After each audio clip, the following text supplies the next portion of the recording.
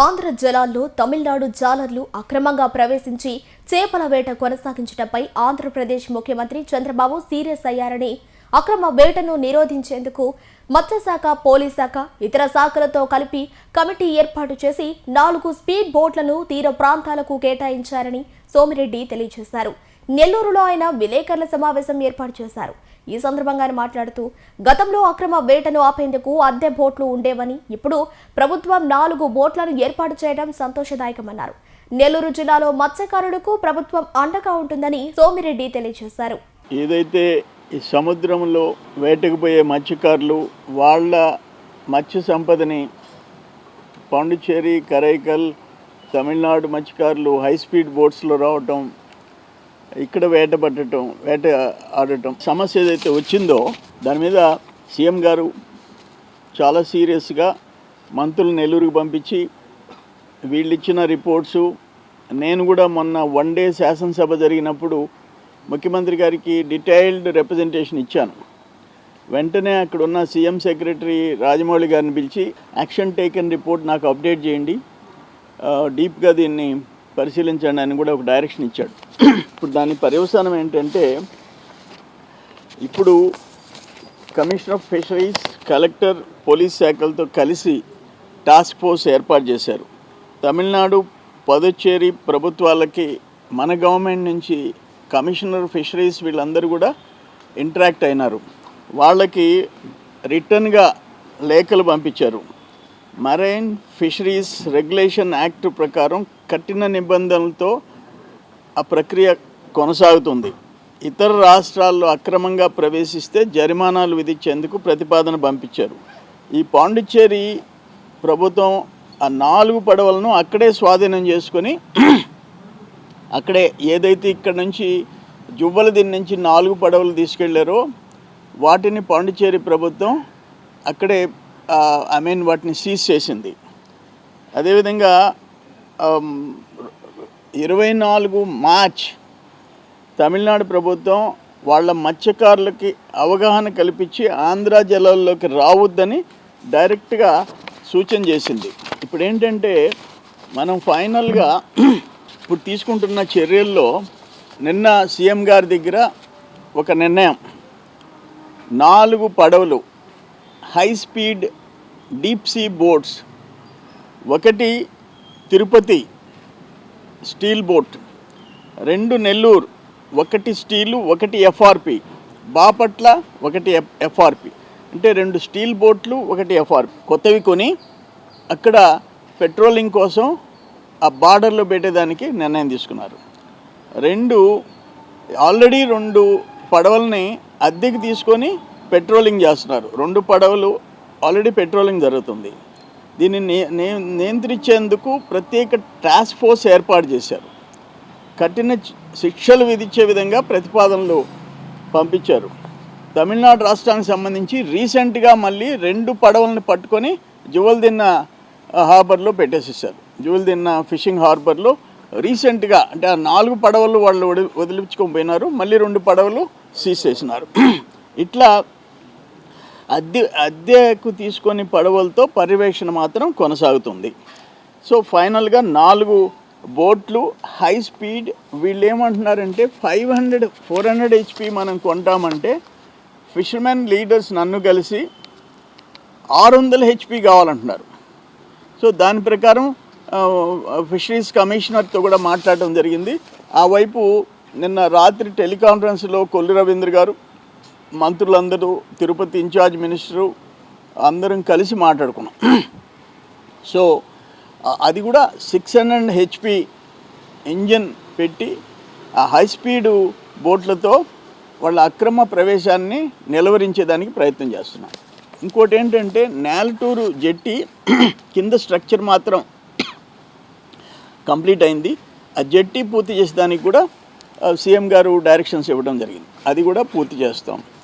అట్లే పులికాట్ లేక్, ఆ పూడిపోయిన ఆ సరస్సుని ఆ పూడికి తీసేదానికి దాదాపు 50 చిల్లర కోట్లు శాంక్షన్ అయి ఉంది. ఇంకొక 100 కోట్లు కావాలా.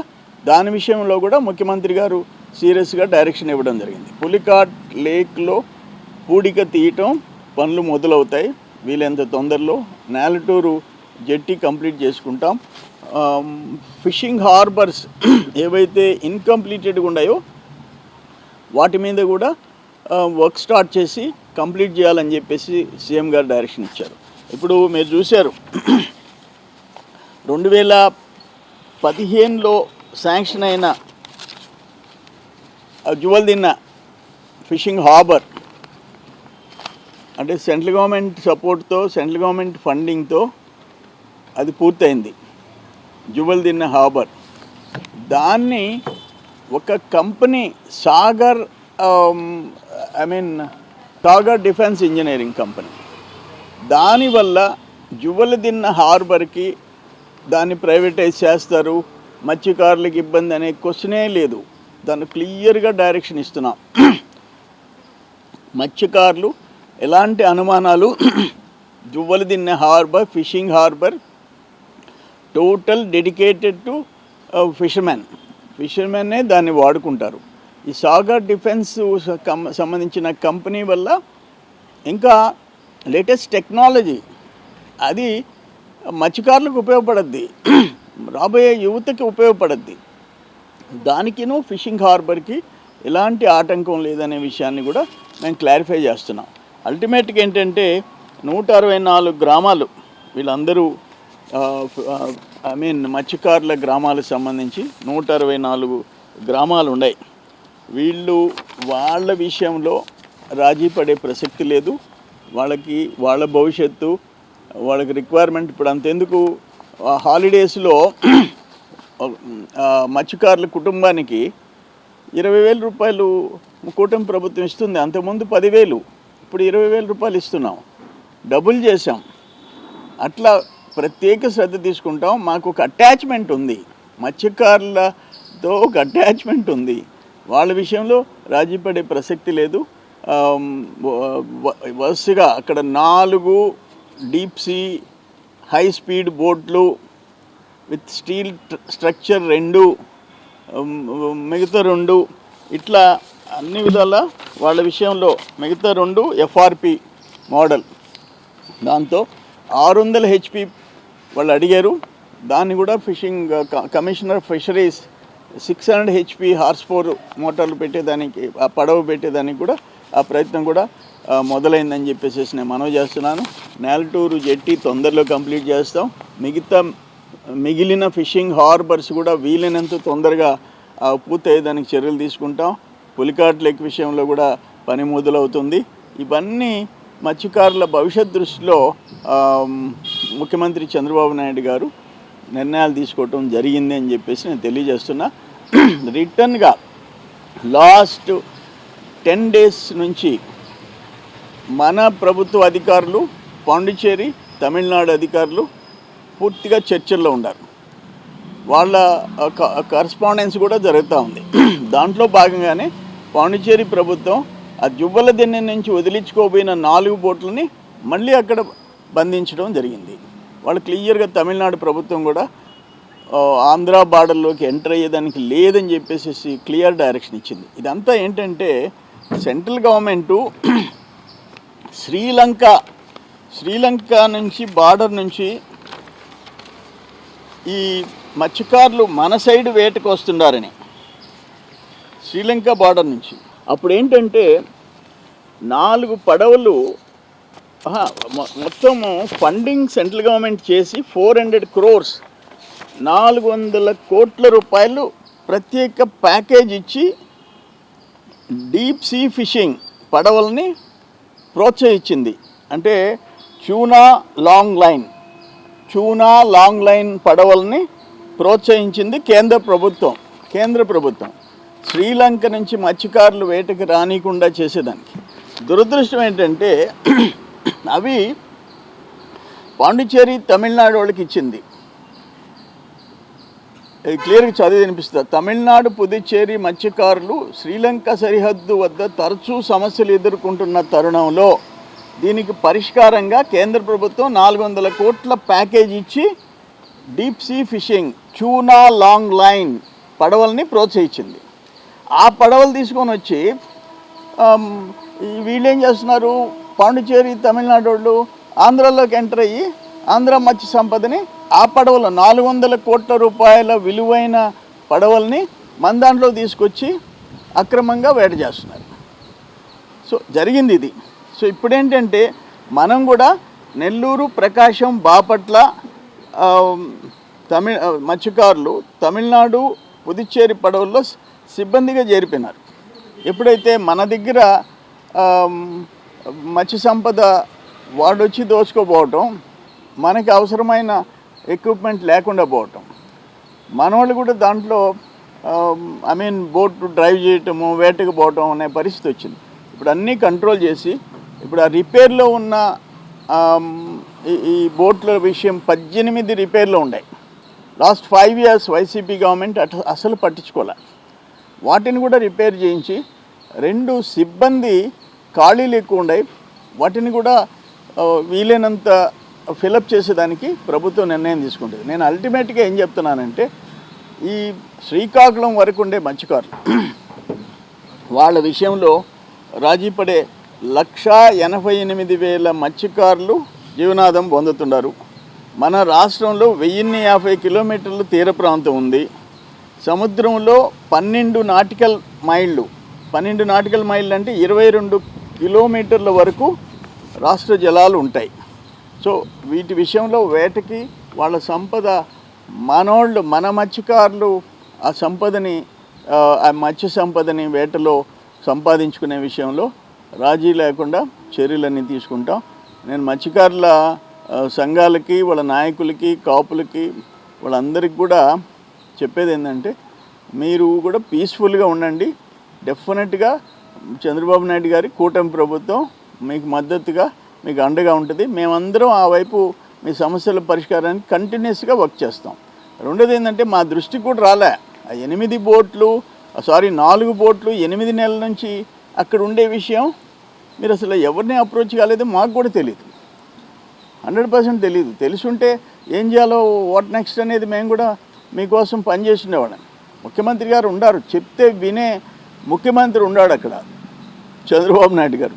అందుకనే ఆ రోజు నేను అరౌండ్ 6 o'clock అసెంబ్లీ అయిన తర్వాత 6 గంటలకి డీటెయిల్డ్గా రిప్రజెంటేషన్ ఇచ్చి ముఖ్యమంత్రి గారికి ఎక్స్ప్లెయిన్ చేశాను. వెంటనే అది చదువుకున్నాడు, రాజమౌళి గారిని పిలిచేసి డైరెక్షన్ ఇచ్చాడు. వీటిని స్టడీ చేసి యాక్షన్ తీసుకొని నాకు యాక్షన్ టేకన్ రిపోర్ట్ పెట్టమని చెప్పాడు. మొన్న చాలా క్లియర్గా మంత్రులకి అందరికీ, అచ్చెన్నాయుడు గారికి, ఫిషరీస్ మినిస్టర్ అచ్చెన్నాయుడు గారికి, కొల్లు రవీంద్ర గారిని పిలిచి ఈ బోట్లు పర్చేజ్ చేయటము, వీటన్నిటి మీద క్లియర్ డైరెక్షన్ ఆయన ఇవ్వటం జరిగింది.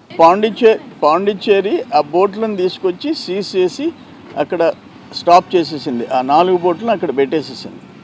ఇక్కడ ఏదైతే జువ్వలదిన్నెలో ఉన్న 4 బోట్లు పాండిచ్చేరి ప్రభుత్వం కూడా సీజ్ చేసింది. కేంద్ర ప్రభుత్వం శ్రీలంక దేశం నుంచి వచ్చే బోట్లని నిలువరించేదానికి 400 కోట్లు ఫండింగ్ చేసింది కేంద్ర ప్రభుత్వం. ఆ బోట్లు తీసుకొని మన మీద వేటాడుతున్నారు తమిళనాడు, పాండిచ్చేరి వాళ్ళు. అందుకనే ఇప్పుడు మనం కూడా 4 హై స్పీడ్ డీప్ సీ బోట్లు ఇస్తున్నాము. దాంట్లో 2 స్టీల్ బోట్స్, 2 FRP. అది వెంటనే మేము ప్రభుత్వం మాత్రం ఎక్కడా రాజీ పడే ప్రసక్తి లేదు.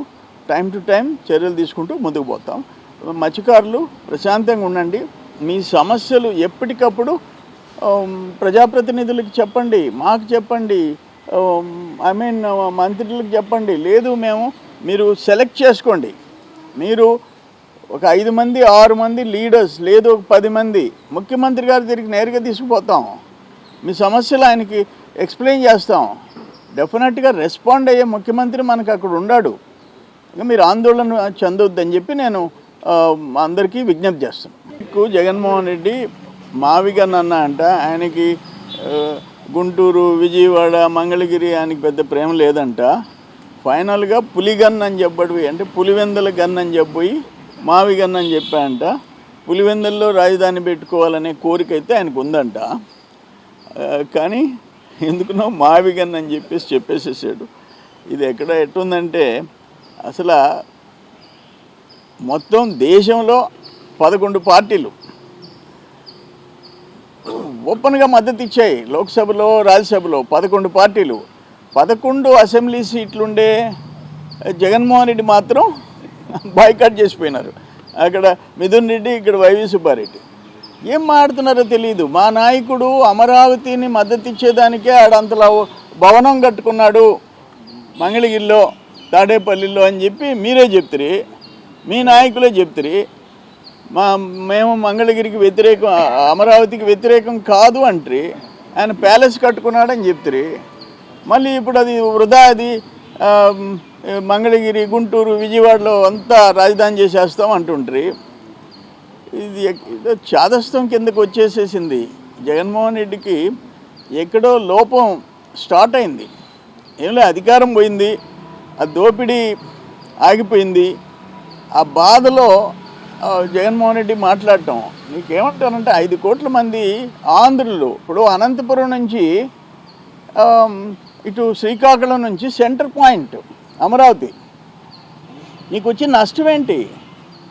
ఇప్పుడు గుంటూరులో, విజయవాడలో నువ్వు రోడ్లు వెడల్పు చేయలేవుగా, బిల్డింగులు పగలగొట్టలేవుగా. అందుకని సపోజ్ నువ్వు గుంటూరు, విజయవాడ ల్యాండ్ అక్వైర్ చేయాలంటే ఏం చేస్తావు? ఎన్ని వేల కోట్లు ఖర్చు పెడతావు, ఎన్ని లక్షల కోట్లు ఖర్చు పెడతావు? ఇప్పుడు అక్కడ రైతులు ముందుకు వచ్చి ల్యాండ్ పూలింగ్లు ఇచ్చారు. 1 ఎకరా మనం కొనలేదు, భూమి వచ్చింది. దానికి ఎందుకు ఇంత ఈర్ష్య? ఒక ప్రధానమంత్రి 2 సార్లు వచ్చాడు అమరావతి కోసం. ఈరోజు గన్లు, మావులు అని చెప్పేసి మాట్లాడుతున్నాడు. సో ప్రజలు గమనిస్తున్నారు, ఎక్కడో జగన్మోహన్ రెడ్డికి బ్యాలెన్స్ తప్పిపోయినాడని చెప్పి అనుమానం అయితే ప్రజల్లో మొదలైంది. ఆ సోషల్ మీడియాలో చూసుకోండి మీరు ఒకసారి. సోషల్ మీడియాలో జనరల్గా వ్యతిరేకించేవాళ్ళు ఉంటారు, కానీ వన్ సైడు మీరు అమరావతిని వ్యతిరేకించినందువల్ల ఎట్లుందో చూడండి.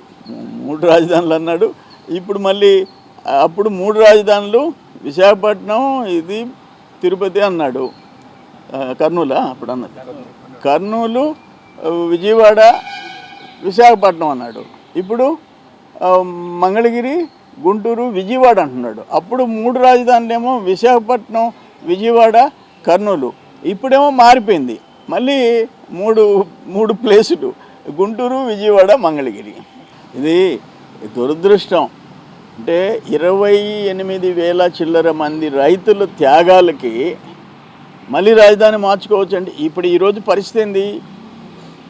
భారతదేశ ప్రభుత్వం చట్టం చేసిన తర్వాత లోక్సభలో, రాజ్యసభలో ఆ భూములకు వాల్యూ వస్తుంది, పెట్టుబడులు వస్తాయి, పరిశ్రమలు వస్తాయి, ఉద్యోగాలు వస్తాయి, ఉపాధి వస్తుంది. అది కూడా రాకూడదని, ఎందుకు మార్చకూడదని చెప్పేసి మళ్ళీ స్టార్ట్ చేస్తున్నారు. అంటే ఆ మార్కెటింగ్ జరగకూడదు, ఆడ స్థలాలు కొనుక్కొని ఇల్లు కట్టుకోకూడదు, దానివల్ల రైతులకి ఆదాయం రాకూడదు, వాడు నాశనం అయిపోవాలా. ఇటువంటి వాళ్ళని మనం ఎవరిని చూడలే. ఈ డీప్ సీ పడవలు 1,20,00,000కి కేంద్ర ప్రభుత్వం 40% సబ్సిడీ ఇస్తుంది. 40%. దాంట్లో ఎస్సీ ఎస్టీలకి, ఉమెన్కి 60% ఇస్తుంది. దాంట్లో ఉమెన్ కోటా అయిపోయిందని చెప్పి మహిళల పేరుతో కూడా ఇప్పుడు 40% ఇస్తుంది. దాని విషయంలో కూడా మేము నెల్లూరులో ఇప్పుడు ఆల్రెడీ ఒక బోట్, మన కృష్ణపట్నం వాళ్ళు 40% సబ్సిడీ, పాపం 47 లక్షలు సబ్సిడీ వస్తే వీళ్ళు బ్యాంక్ లోన్ తీసుకున్నారు. మేము కలెక్టర్ గారికి చెప్పాం, ఆ 20% ఇప్పుడు కేంద్రం ఇచ్చిన మహిళల కోట అయిపోయిందంట. అందుకని ఉండేది వీళ్ళు మత్స్యకారులు, బీసీలు.